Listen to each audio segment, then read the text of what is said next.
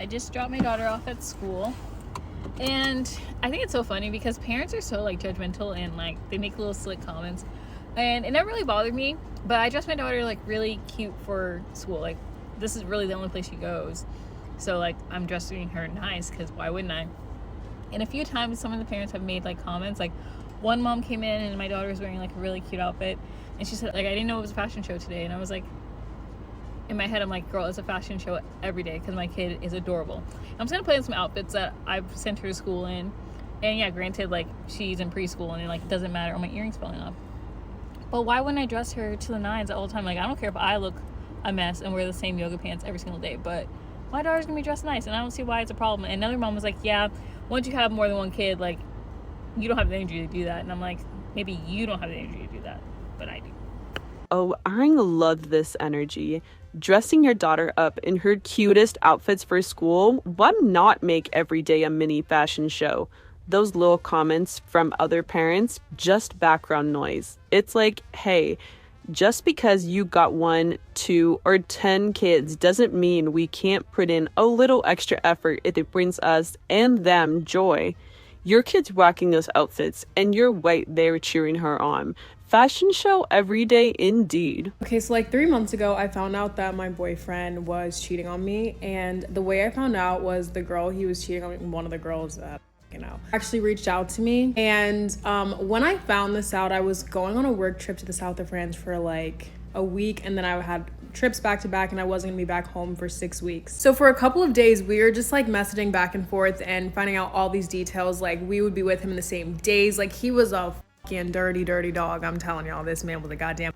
And obviously this is like jarring to find out, and to actually be speaking to this person, like it was just really crazy. Of course, on my mind is like, how am I gonna confront this man? Knowing I was not gonna be back home for like 6 weeks, I knew I was not gonna wait that long and be able to just like play it off like nothing happened and just be talking to him normally until I could see him in person. So one day that I'm there, me and him get on the phone and we're just like chatting. I think it's 6 a.m. his time. It would have been like noon for me. We were on our way to the beach or something, like to lunch. We start talking and, you know, just, yeah, what's up, whatever. We had like a trip that we were going on in a couple weeks. We like sort of talked about that a little bit and whatever. How are you? What are you doing? Oh, send me pictures, all that. Then I end up saying like, yeah, well, I just have to ask you something. Do you know a woman named Mackenzie? He's like, what? Like, what are you talking about? I'm like, do you know a girl named Mackenzie? Like, what? He goes, Clark, what are you, like, no, I don't know anyone named, like, what are you talking about? I said, so you're not dating someone named Mackenzie? And so now he's like, dating someone named Mackenzie? He's like, no, like, I'm dating you. Like, what are you talking about? No, I don't know anyone named Mackenzie. Like, Clark, what is this about? So I said to him, because there was a week, it wasn't a whole week, it was a weekend, that he went on a trip. It was like with his family. He was actually with this girl. She tells me about this trip.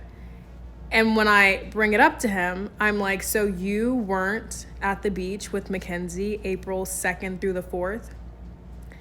This man, this is literally how the conversation goes. So you weren't at the beach with a girl named Mackenzie April 2nd through the 4th? Him. Clark? Hello? Hello, can you hear me? Clark, I can't, hello? Hangs the phone up. This basically goes, I can't hear what you're saying anymore. Gotta go. Are you serious? When I tell you this is so genius for a number of reasons. First of all, obviously needed to buy himself some time. Boom, there's your time. Second of all, I'm in the south of France. I'm literally in a goddamn moke right now, driving through a fucking beach. I don't even know where I'm at. I'm like, damn, maybe my service actually went out. Then when I look at my phone and I see I have 4 goddamn bars, I said, oh no, this plaguing. You're at your apartment in the West Village, okay? I've got 4 bars. Stop playing with me. Do you know what I mean? Like, what in the actual... So then I call him back like 6 times and like, you better answer this goddamn phone right now. Like, I know you're playing with me. He doesn't answer the phone. He texts me and he goes, yeah, hey, Clark, I don't know what happened to the call.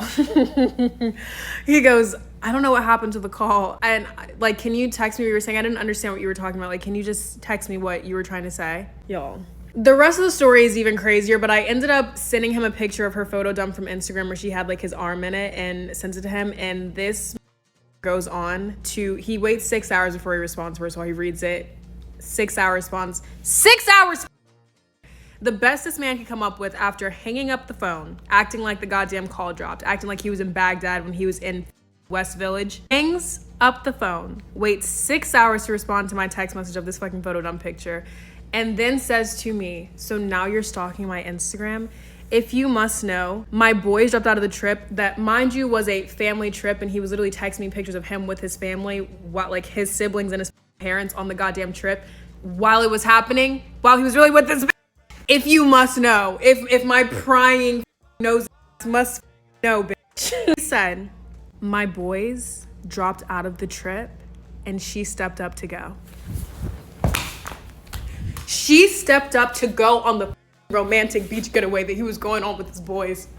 Y'all. She's not a stepfather. She did not step up to the plate to take care of somebody's goddamn abandoned child, okay? You're talking about getting her back blown out on a white sands. Then I'm stalking your Instagram. Okay, Milli Vanilli, blame it on the goddamn rain. This man blamed this on me. The thing that makes this the absolute fucking worst is not that he proceeds to threaten me after that. Threaten me, y'all. Threaten me. What makes it worse is that you acted like the call dropped and took 6 hours and came up with that whack excuse.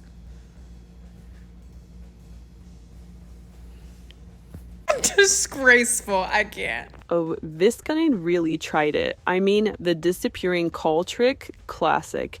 I meant to blame her for stalking his Instagram. That's some top tier gaslighting right there. Imagine getting caught red-handed, then having 6 hours to come up with a story and still going with, oh, she stepped up for a boys' trip. Like, no, sir, you just got busted. And that stepped up line, she's not some substitute teacher. She's his other girlfriend. The absolute audacity of this man is off the charts.